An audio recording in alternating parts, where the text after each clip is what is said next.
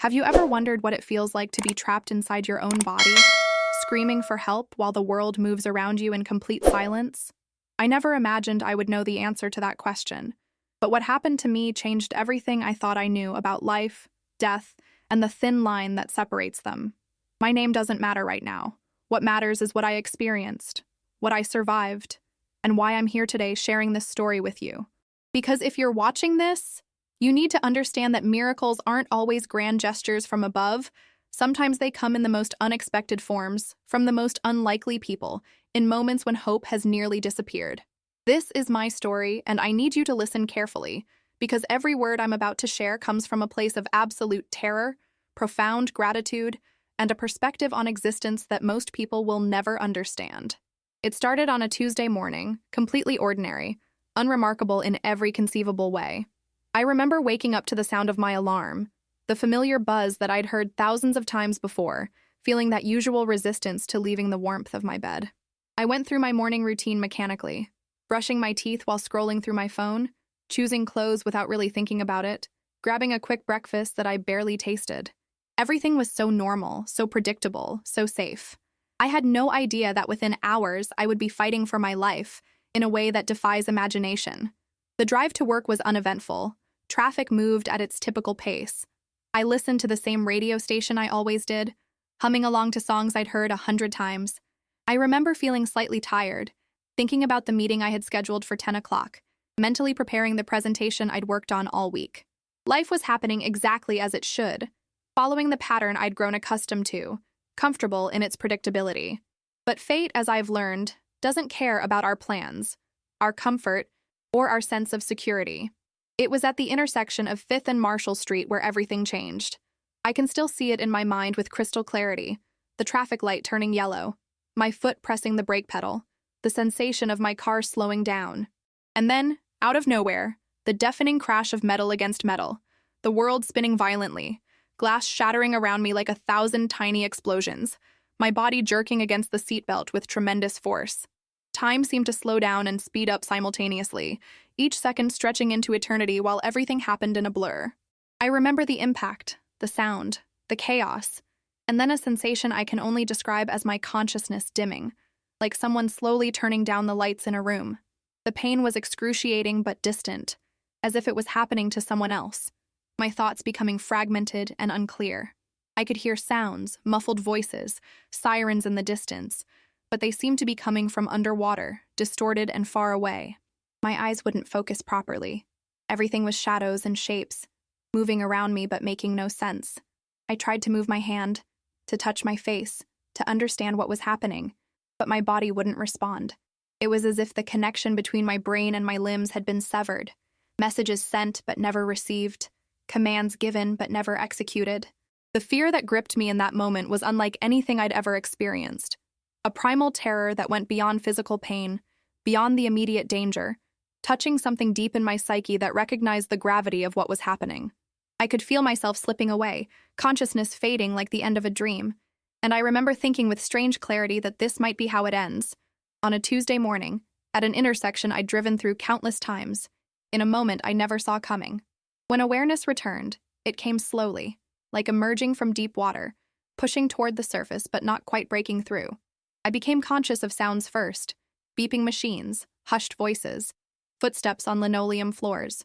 Then sensations, the feeling of sheets against my skin, something hard beneath my back, cold air on my face. But when I tried to open my eyes, nothing happened. I commanded my eyelids to lift, sent the signal from my brain with all the force I could muster, but they remained closed, heavy as stone, completely unresponsive to my will. Panic started to build in my chest, a tight sensation that grew stronger with each passing second. I tried to move my fingers, my toes, my head, anything, but my body had become a prison, and I was locked inside with no key, no way to escape, no method to communicate with the world outside. The voices around me became clearer, and I realized with growing horror that they were talking about me. A woman's voice, clinical and detached, said something about brain activity, about trauma, about protocols that needed to be followed. A man responded, his tone matter-of-fact, discussing procedures and paperwork with the casualness of someone ordering lunch. They weren't talking to me. They were talking about me, as if I wasn't there, as if I was already gone. I wanted to scream, to shout that I was still here, still conscious, still alive, but no sound would come. My vocal cords, like every other part of my body, had abandoned me, leaving me trapped in silence more profound than any I'd ever known. Time lost all meaning in that state. I had no way to measure its passage, no way to know if minutes or hours were slipping by. The beeping of the machines became my only anchor to reality, a rhythmic reminder that something was still functioning, still working, even if I couldn't control it. I focused all my energy, all my concentration, on trying to move anything, even the smallest muscle, even the tiniest twitch that might signal to someone that I was still present. But it was like trying to move a mountain with your mind, an impossible task that left me exhausted and desperate. The voices came and went, different people entering and leaving what I assumed was my room, each one discussing my condition with varying degrees of concern or indifference. I heard someone mention my family, saying they'd been contacted, that they were on their way. The thought of my mother and father seeing me like this, believing I was gone when I was still fighting to stay, filled me with an anguish so deep, it felt like it might consume me entirely. I thought about all the things I'd never said to them, all the moments I'd taken for granted, all the times I'd been too busy or too tired to really connect. The regret was overwhelming, a weight pressing down on my consciousness with crushing force. Then I heard the words that would haunt me for the rest of my life. The clinical voice, the woman who'd been discussing my case, spoke with finality, stating that there were no signs of consciousness, no response to stimuli, no indication of awareness. She used medical terms I didn't fully understand, but the meaning was clear. They thought I was gone. They thought the person I was had already left, leaving behind nothing but a body that was still technically functioning. Another voice, male and authoritative, confirmed the assessment, adding that the family would need to make decisions about next steps, about what to do with someone who was no longer really there. I wanted to rage, to fight, to somehow break through this invisible barrier that separated me from the world, but I remained trapped, a consciousness without a voice, a mind without a body, a person without any way to prove my existence. The terror I felt in that moment transcended anything I thought possible. It wasn't the fear of death itself. It was the fear of dying while still alive, of being buried while still conscious, of spending whatever time I had left screaming into a void that would never hear me. My thoughts became frantic, racing through possibilities and impossibilities, searching desperately for some way to communicate, some method to signal my presence. I tried to focus on my heartbeat, willing it to spike, to race, to do something that might register on their machines. I tried to change my breathing, to make it irregular, to create some pattern that might catch someone's attention. But I had no control, no way to influence even these basic functions that had always been automatic, invisible, taken completely for granted. Hours seemed to pass, or maybe it was minutes, I had no way to know. The room grew quieter, the voices less frequent, until I was left alone with the beeping machines and my own spiraling thoughts.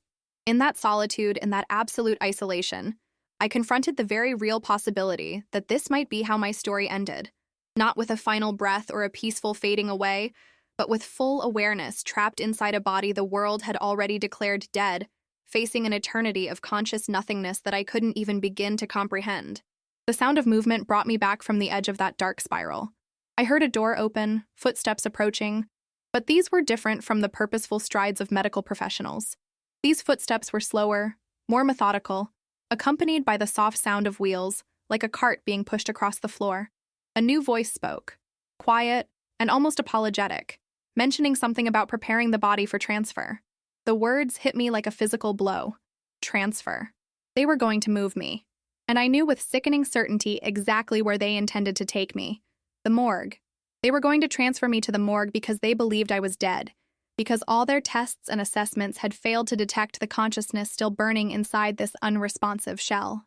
I felt hands on my body, impersonal and efficient, checking something, adjusting something, treating me with the detached professionalism reserved for the deceased. Every touch felt like a violation, not because they were rough or disrespectful, but because they were handling me as an object, a thing, no longer a person with thoughts and feelings and desperate terror coursing through every fiber of my being. I screamed inside my mind, a primal howl of protest that had nowhere to go, no way to manifest in the physical world. If I could have cried, tears would have streamed down my face, but even that release was denied to me, leaving me with nothing but internal anguish that grew more intense with each passing moment. The sensation of being lifted was disorienting and frightening, I felt my body being moved from the bed to what I assumed was a gurney, the firmness of the surface beneath me changing, the air around me shifting. Someone pulled a sheet over me, and I felt the fabric settle across my face, blocking out what little light might have been penetrating my closed eyelids. This simple action, so routine for them, felt like being buried alive, like being erased from existence before I'd actually left.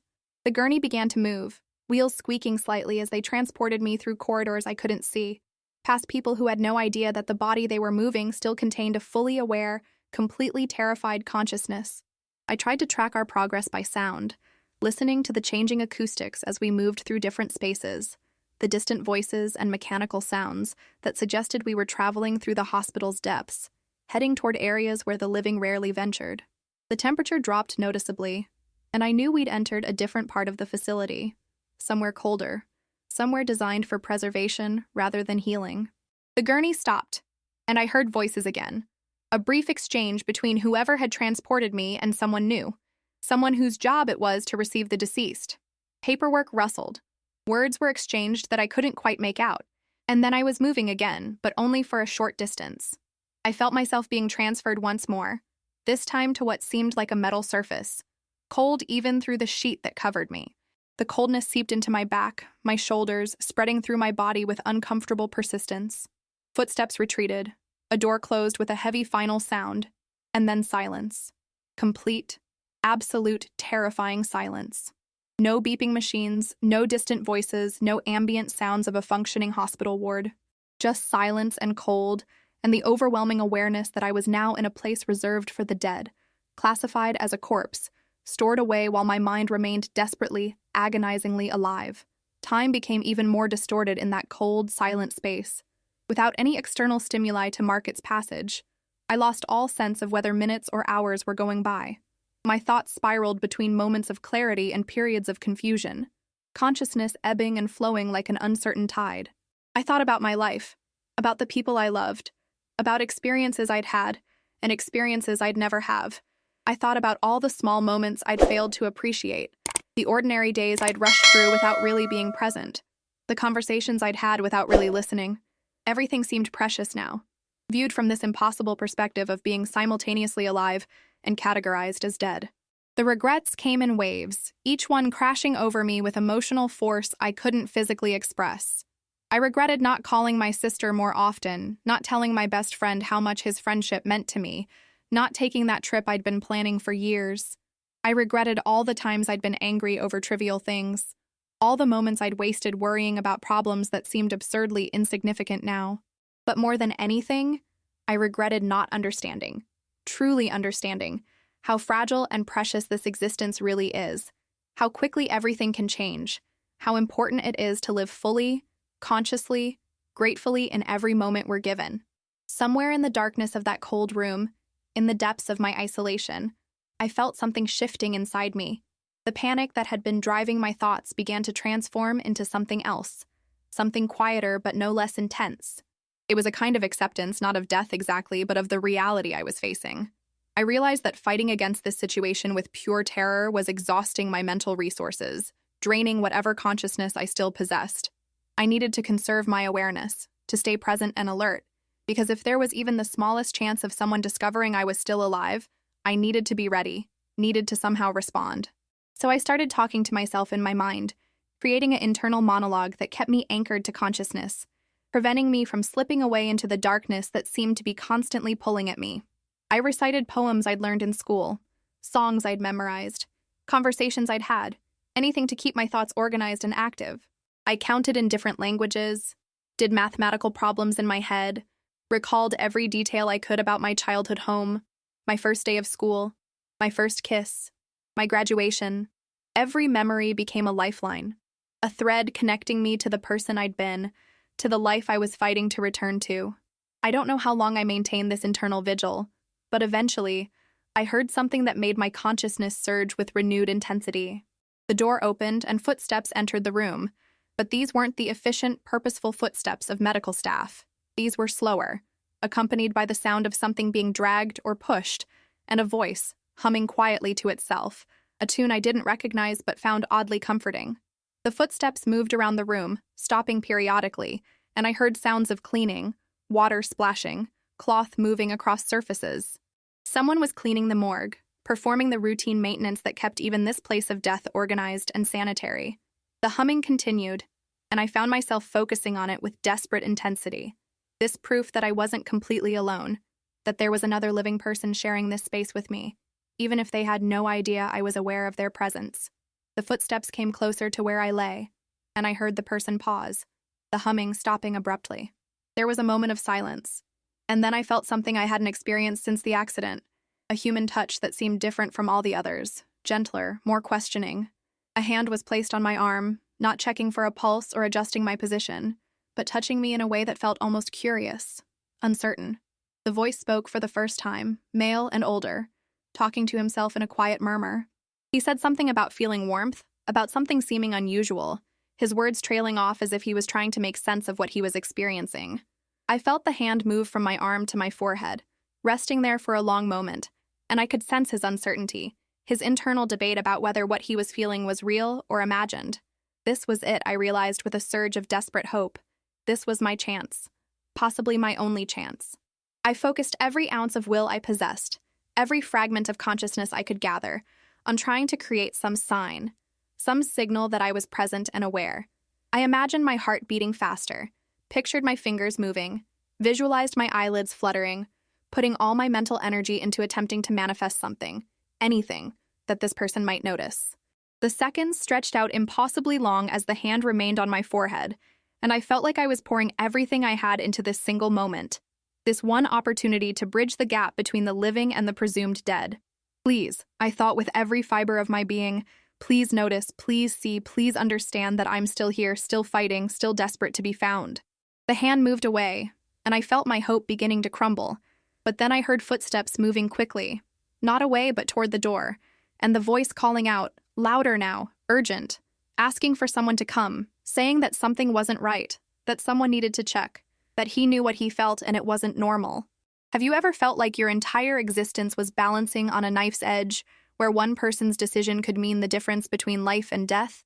That's where I was, hoping against hope that this stranger, this janitor cleaning the morgue, would be believed, would be taken seriously, would be the unlikely hero in a story that seemed to have already reached its tragic conclusion. The door burst open again, and this time multiple footsteps rushed into the room, accompanied by urgent voices asking questions, demanding explanations. The janitor's voice, now animated and insistent, described what he'd felt, the warmth that shouldn't be there, the sense that something was different about this body compared to others he'd encountered in his years of working in this place. I could hear skepticism in some of the responding voices, practical objections being raised, scientific explanations being offered for why he might have been mistaken. But he stood his ground, this stranger whose name I didn't even know, insisting with a conviction that surprised even the medical professionals that they needed to check, really check. Not just dismiss his concerns as the imagination of someone who wasn't trained in medicine. Hands touched me again. Multiple hands now, checking my neck, my wrist, moving with more urgency than the routine examinations I'd endured before. Someone ordered equipment to be brought in, monitors that could provide more detailed readings than the simple assessments that had been performed earlier. I felt sensors being attached to my chest, my temples, my fingers, cool adhesive against my skin as they connected me to machines that would peer deeper into my body's functions than human hands and eyes could manage. The room filled with the sounds of medical equipment being powered on, calibrated, adjusted, and then a prolonged silence as everyone waited for the readings to appear. The tension in that room was palpable even to me, trapped as I was in my own body, unable to see the screens or read the data, but acutely aware that my fate was being determined by numbers and graphs and measurements that would either confirm life or validate death. Someone gasped, a sharp intake of breath that cut through the silence like a blade, and then chaos erupted around me. Voices overlapped, shouting orders and requesting assistance, using medical terminology I couldn't follow, but understanding from their tone that something significant had been discovered. I heard the words that I'd been desperately hoping for: subtle brain activity, minimal but present, consciousness patterns that suggested awareness despite the complete lack of motor response. They were calling it locked-in syndrome, a condition I'd never heard of but would soon understand intimately, a state where the mind remains fully functional while the body becomes entirely unresponsive, a prison of flesh and bone that traps awareness inside without any means of escape or communication. The gurney I was on began moving rapidly, wheeled out of the cold morgue and back into the warm corridors of the active hospital, back into the world of the living where I desperately belonged, despite my body's failure to demonstrate that fact. The journey was a blur of sounds and sensations, voices calling ahead to prepare rooms and equipment, hands stabilizing me as we navigated turns and entered elevators, the mechanical hum of ascending floors. I was transferred again, this time to a proper hospital bed, and I felt the difference immediately, the slight softness beneath me, the adjustment of the mattress, the careful positioning of my head and limbs. Machines surrounded me, their beeping and humming creating a symphony of medical monitoring, each device tracking some aspect of my physiological functions, searching for signs of improvement or decline. Doctors came and went, performing tests I couldn't see but could feel. Bright lights shone through my closed eyelids. Sharp objects touched my feet and hands, checking for responses I couldn't give. Voices asked questions I couldn't answer. Through it all, I remained trapped inside, aware of everything happening but unable to participate, unable to confirm their suspicions that yes, I was conscious. Yes, I could hear them. Yes, I understood everything they were saying. The frustration was overwhelming, made worse by the fact that I now knew they knew I was alive, but I still had no way to communicate with them, no way to tell them what I was experiencing, no way to express the terror and relief and desperate hope that warred inside my mind. Time began to take on meaning again as I adjusted to this new reality, this state of being alive but locked away. I learned to measure days by the routines of the hospital, the shift changes of nurses, the regular visits from doctors, the times when my family would come and sit beside me, talking to me even though I couldn't respond, holding my hand even though I couldn't squeeze back. Hearing my mother's voice for the first time since the accident brought an emotional response I couldn't physically express, tears that couldn't fall, sobs that couldn't escape. She talked about everyday things, about what was happening at home, about the neighbors who were asking about me, about the cards and flowers that people had sent. Her voice cracked sometimes, revealing the pain she was trying to hide, and I wanted so desperately to comfort her, to tell her I was still there, still fighting, still determined to find my way back to her. The medical team worked tirelessly to understand my condition and develop a treatment plan. They explained to my family, in conversations I listened to with desperate attention, that locked-in syndrome could sometimes improve, that with intensive therapy and time, some patients regained partial or even full function. But they were also honest about the uncertainties, about the cases where recovery was minimal or non-existent, where patients remained locked inside for years or even the rest of their lives.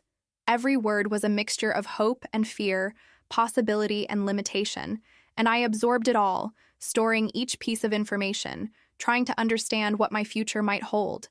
They started me on various therapies, physical manipulations of my limbs to prevent atrophy, medications to reduce inflammation and promote neural healing, experimental treatments that pushed the boundaries of conventional medicine. And slowly, gradually, almost imperceptibly at first, something began to change. It started with a sensation, the tiniest flutter of feeling in my right index finger, so subtle I thought I might be imagining it. But I focused on it with laser intensity, trying to repeat it, trying to strengthen it. And after what felt like hours of concentrated effort, I felt it again.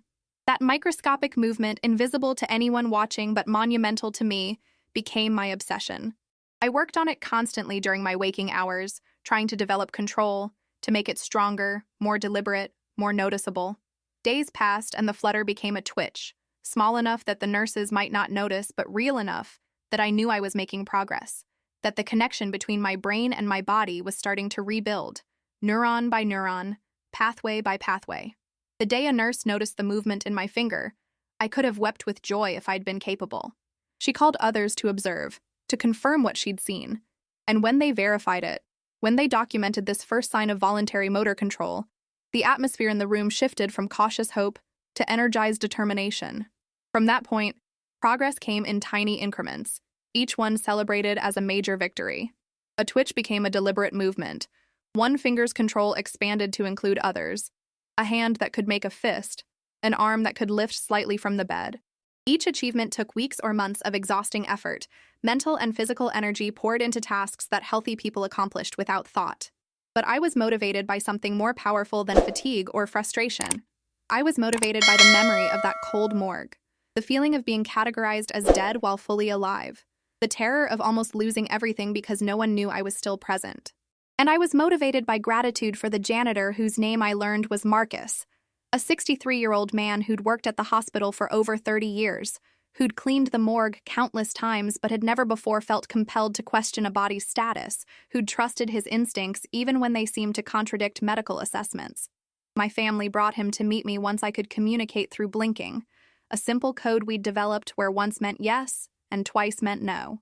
When Marcus walked into my room, looking uncertain and humble, I blinked yes repeatedly, desperately, trying to convey the depth of my gratitude through the only means available to me. My mother, understanding what I was trying to express, told him that I was thanking him, that I knew he'd saved my life, that I would be forever grateful for his attention to detail, his willingness to trust what he felt, his courage to speak up even when others doubted him. Marcus's eyes filled with tears, and he placed his hand gently on mine, the same hand that had rested on my forehead in that cold morgue, and he told me that he'd almost walked away, had almost convinced himself that he was imagining things, but something inside him had insisted that he investigate further. The recovery process was long and grueling, filled with setbacks and plateaus that tested my determination. There were days when I made no progress at all, when the body I was trying to reclaim seemed as unresponsive as it had been in the beginning. There were moments of doubt, of wondering if the effort was worth it, if I would ever truly recover, or if I would spend the rest of my life in some intermediate state between locked in and fully functional. But then I would remember the morgue, the silence, the cold, the absolute isolation, and I would renew my commitment to fighting, to pushing forward, to reclaiming every piece of functionality I could possibly achieve. Months turned into years, and gradually, painstakingly, I rebuilt my connection to my body. I learned to speak again, starting with single syllables that required tremendous effort, progressing to words, then sentences, then full conversations. I learned to eat on my own, to sit up unassisted, to stand with support, to take halting steps that felt like climbing mountains. Each milestone was documented, celebrated, used as motivation to reach for the next one. Physical therapists worked with me daily, pushing me to my limits and then slightly beyond, believing in my potential even when I struggled to believe in it myself. Occupational therapists helped me relearn basic tasks, buttoning shirts, using utensils, writing my name, all the small activities that comprise independent living. And through it all, mental health professionals helped me process the trauma of what I'd experienced, the psychological impact of being conscious but presumed dead, the lasting effects of that profound helplessness and isolation. They taught me techniques for managing the anxiety that sometimes overwhelmed me, the panic attacks triggered by feelings of powerlessness, the nightmares that sometimes transported me back to that cold metal surface in the morgue. Today, I still face challenges that stem from what happened to me. My body doesn't respond quite as quickly as it once did. Fatigue comes more easily. Certain movements remain difficult or impossible. But I'm alive, truly alive, present in the world in ways I never fully appreciated before. I've learned to find joy in the smallest things, in conversations with friends, in warm sunshine on my face, in the simple act of being able to move my hand when I choose to speak words when I have something to say, to interact with the world around me. I've learned that life is simultaneously more fragile and more resilient than I'd ever understood, that we exist on a razor's edge between presence and absence, but that the human spirit, the consciousness that makes us who we are, is capable of enduring almost unimaginable circumstances. I think often about Marcus, about the importance of paying attention, of trusting our instincts, of speaking up even when it's uncomfortable or uncertain. How many times in life do we notice something unusual but dismiss it, convince ourselves we're mistaken, stay silent rather than risk looking foolish? Marcus could have done that, probably should have done that according to conventional wisdom, but he didn't. And that choice saved my life in the most literal sense possible. This experience has fundamentally changed how I live and what I value. I no longer take for granted the ability to communicate, to move, to interact with people and environments. I try to be fully present in each moment, to really listen when people speak, to express gratitude more openly and frequently, to take the opportunities that present themselves rather than assuming there will always be more time later. Because I learned in the most visceral way possible that time isn't guaranteed, that everything can change in an instant, that the ordinary moments we rush through might be the last ones we experience. I want you to think about your own life as you hear this story. Are there people you need to talk to, words you need to say, experiences you're postponing for some undefined future moment? Are there relationships you're neglecting? Opportunities you're ignoring? Joys you're deferring? I'm not suggesting we live in fear or paranoia, constantly worried that disaster lurks around every corner. But I am suggesting that we approach life with more awareness, more intentionality, more appreciation for the extraordinary gift of ordinary existence. The ability to move your body, to speak your thoughts, to connect with others. These aren't small things. They're miracles we've simply gotten too accustomed to notice. And sometimes it takes being stripped of these abilities to truly understand their value. I also want you to understand the importance of listening to your intuition, of speaking up when something feels wrong, of not dismissing concerns just because they seem unlikely or unconventional. Marcus wasn't a doctor or a scientist. He was a janitor whose job was to clean, not to diagnose. But he trusted what he felt, what he sensed, and that trust made all the difference. Each of us has that capacity, that ability to notice details others might miss, to question assumptions, to advocate for what we believe is right, even when it's uncomfortable. How many lives could be saved? How much suffering could be prevented if more of us developed and trusted that capacity? I encourage you to share your own experiences in the comments below. Have you ever been through something that completely changed your perspective on life? Have you had moments where you were grateful for someone who trusted their instincts and spoke up? Have you experienced circumstances that taught you to appreciate what you'd previously taken for granted? I want to hear your stories because they matter, because they create connection and understanding, because they remind us all that we're not alone in facing challenges and finding ways to overcome them or live with them. And if this story has touched you in any way, if it's made you think differently about your own life or the lives of those around you, I'd be incredibly grateful if you'd leave a like on this video. It helps share this message with others who might need to hear it, who might benefit from understanding that survival is possible even in the darkest circumstances, that hope can emerge from the most unlikely sources, that the human spirit is capable of extraordinary resilience. Please subscribe to I Live to Tell for more incredible survival stories, true accounts of people who faced impossible odds and lived to share their experiences. Hit that notification bell so you never miss an upload, because every story we share here is a testament to human strength, courage, and the will to survive. Thank you for listening to my story, for taking the time to understand what I went through, and for carrying forward the message that every moment matters, every person matters, and every choice we make to pay attention, to care, to speak up, has the potential to change someone's life in ways we might never fully comprehend. Remember, Marcus, remember that an ordinary person doing an ordinary job made an extraordinary difference by simply trusting what he felt and having the courage to act on it. You have that same power, that same potential, and you never know when you might be called upon to use it.